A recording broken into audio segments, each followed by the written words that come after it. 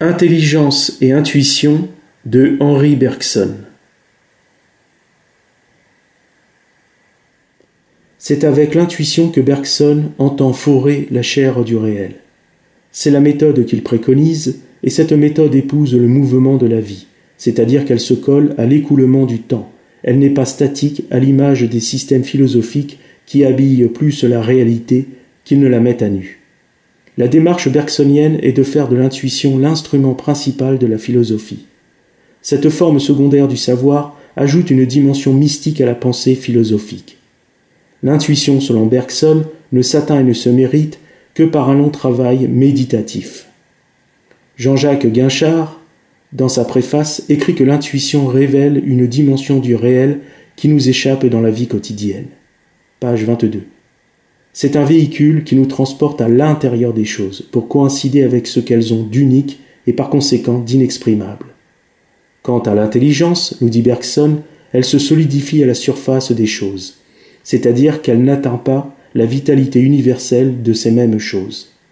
On peut dire que l'intelligence voit de l'extérieur et l'intuition voit de l'intérieur.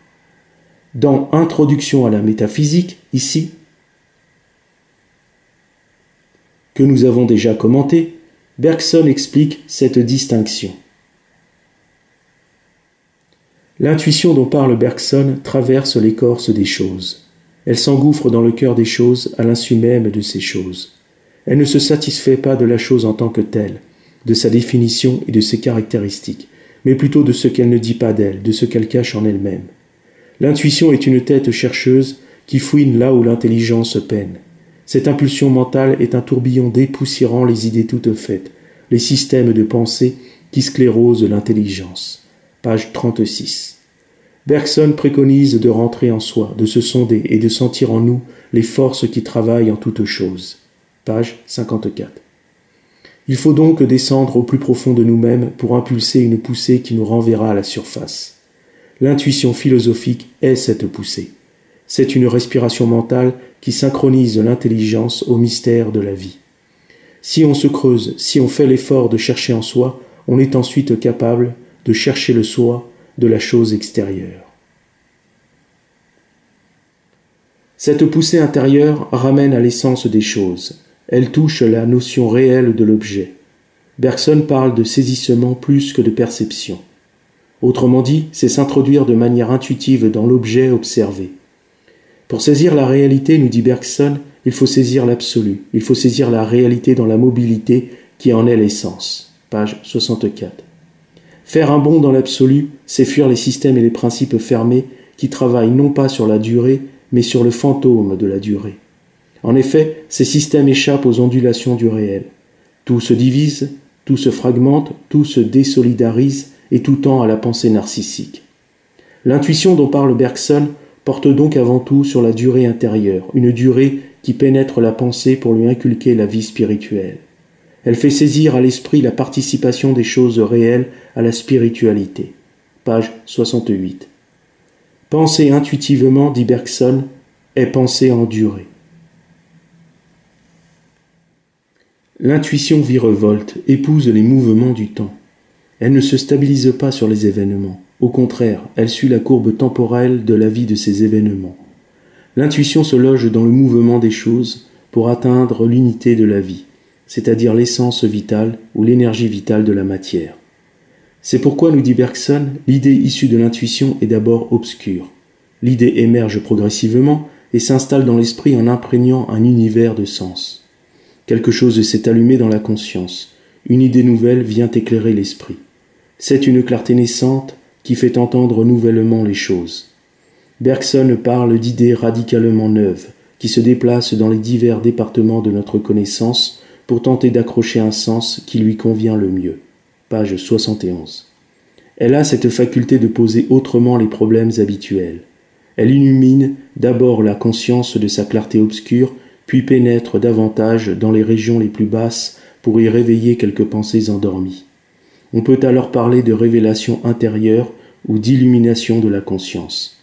C'est comme une goutte de lumière qui tombe sur un ensemble de pensées mal éclairées. C'est donc en dedans de soi que se produit l'alchimie révélatrice. L'intériorité, c'est la vie de l'esprit, tandis que hors de soi, à l'extérieur, c'est la vie de la matière, c'est le règne de la matière. De ce côté-là, l'effort pour apprendre est naturel. Page 84. La matière nous est familière et nous nous y sentons comme chez nous du fait que la matière répond à une nécessité de la vie. Le dehors de soi, c'est la connaissance de la matière, et le dedans de soi, c'est la connaissance de l'esprit. De ce côté-là, du côté de l'intériorité de l'être, tout effort est pénible, difficultueux. C'est pourquoi bon nombre de personnes demeurent à l'extérieur d'eux-mêmes. C'est plus aisé et plus commode. Charles Baudelaire, dans son cœur mis à nu, ici, dit qu'il ne peut y avoir de progrès que dans l'individu et par l'individu lui-même. Sainte Thérèse d'Avila ne dit pas autre chose quand elle écrit, ici. Il ne me semble pourtant pas que cela prenne naissance dans le cœur, mais en un point encore plus intérieur, comme en quelque chose de très profond. Je pense que ce doit être le centre de l'âme, comme je l'ai compris depuis, et le dirai pour finir, car vrai, je vois en nous des mystères qui m'émerveillent souvent. Ainsi, la nature, nous dit Bergson, détourne l'esprit de l'esprit pour le tourner vers la matière. Page 85. La science, c'est le regard matériel de l'esprit, et la métaphysique, c'est le regard spirituel de l'esprit. Quand les deux se touchent, quand la matière rejoint l'esprit, et quand la science parle à la métaphysique, il y a véritablement fécondation.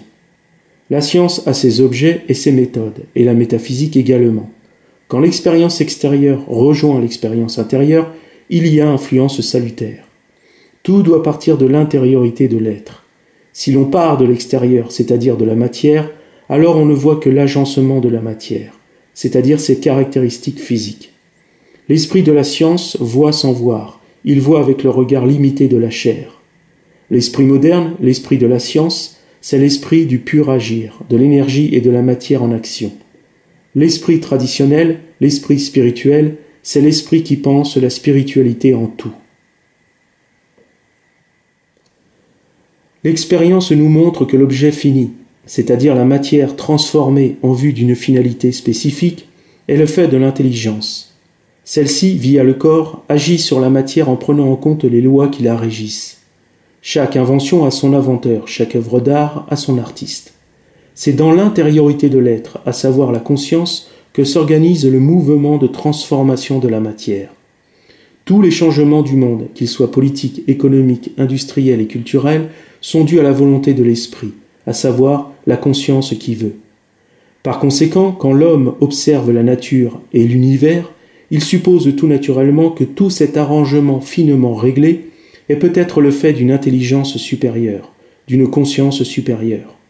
Si la conception de l'intelligence artificielle nécessite beaucoup d'intelligence, on peut déduire qu'il faut une intelligence remarquable pour concevoir l'intelligence qui a pensé et produit cette même intelligence artificielle. Nous sommes en quelque sorte l'intelligence artificielle d'une intelligence supérieure. L'expérience nous montre que c'est à partir de matières premières comme les minéraux et le pétrole que l'homme fabrique toutes sortes d'objets. Il y a des processus bien définis par l'intelligence pour transformer la matière première en matière complexe et aboutie. Il faut donc un effort considérable pour transformer la matière. Ce n'est pas spontané, c'est déterminé. Bergson parle de puissance d'agir, page 111, ou de relation psychophysiologique, c'est-à-dire l'action réciproque du corps et de l'esprit l'un sur l'autre, page 131. Le point de départ d'un objet qui est visible et palpable est l'esprit, qui est invisible et impalpable. Penser ainsi, penser logiquement, nous replace dans la direction du divin, nous dit Bergson, page 114. Toute la réalité observable est ordonnée, on parle de réglage fin. Rien n'est désordonné, instable et incohérent. C'est pourquoi, nous dit Bergson, que la cause de cette organisation ne peut pas être une cause aléatoire. Comment expliquer l'ordre, tandis que le désordre ne réclamerait pas d'explication? Et pourtant l'esprit moderne s'en contente. Il ne mesure pas véritablement l'intelligence et l'effort qu'il faut à la conscience pour agir sur la matière en vue d'un bien final. Et selon l'expérience, l'aléatoire n'organise pas. Dès lors, d'où provient l'origine de l'ordre et l'origine de l'être? page 118. C'est à partir de la critique de la raison pure d'Emmanuel Kant, ici, que l'idée de l'incohérence pour origine de l'ordre a fusé dans l'esprit moderne. Ainsi, le néant et le désordre sont devenus des explications possibles, ou tout du moins concevables, pour expliquer l'univers. Mais cette approche intellectuelle est de la pure théorie, un mirage d'idées, nous dit Bergson. Et pourtant, ce présupposé kantien va devenir le socle de la nouvelle pensée rationnelle. L'a priori kantien qui évacue l'idée de Dieu, c'est-à-dire d'une intelligence supérieure, par pur choix idéologique, va ôter à la métaphysique toute vitalité. La science ne demeure plus que la seule connaissance sérieuse. Page 120. Il n'y aurait donc pas de connaissance en dehors de la science. L'esprit moderne affirme donc, sans rougir, que le désordre précède logiquement et chronologiquement l'ordre. Selon Bergson et bien d'autres penseurs, comme Claude Tresmontant, ici, philosophe français du XXe siècle, ce présupposé kantien est une manigance pour échapper à l'idée de Dieu. C'est une illusion intellectuelle fabriquée de toutes pièces. L'esprit scientifique a donc écarté l'intuition métaphysique. C'est un rationalisme sec qui préside exclusivement à la connaissance de la matière pour la matière. Page 143. Pour conclure, il faut insister sur le fait que l'intelligence moderne a évincé toute possibilité divine. L'ouvrage de René Guénon sur le monde moderne, ici, et que l'on a déjà commenté, complétera l'analyse. L'intuition qui nous mène à avoir la foi en Dieu ou dans un esprit supérieur est une très vieille programmation naturelle. Elle est inscrite en nous, comme par exemple l'instinct de survie. Et cette intuition nous relie invisiblement et intimement à Dieu, ou du moins à l'idée de Dieu. Le besoin de Dieu se fait donc sentir quand le monde extérieur nous montre la réalité de notre impuissance. Ce besoin instinctif très puissant révèle une fin de Dieu. L'Eucharistie chez les catholiques, c'est-à-dire le corps et le sang du Christ qui est Dieu, autrement dit la transsubstantiation, est la preuve que Dieu a compris qu'il fallait nourrir les affamés.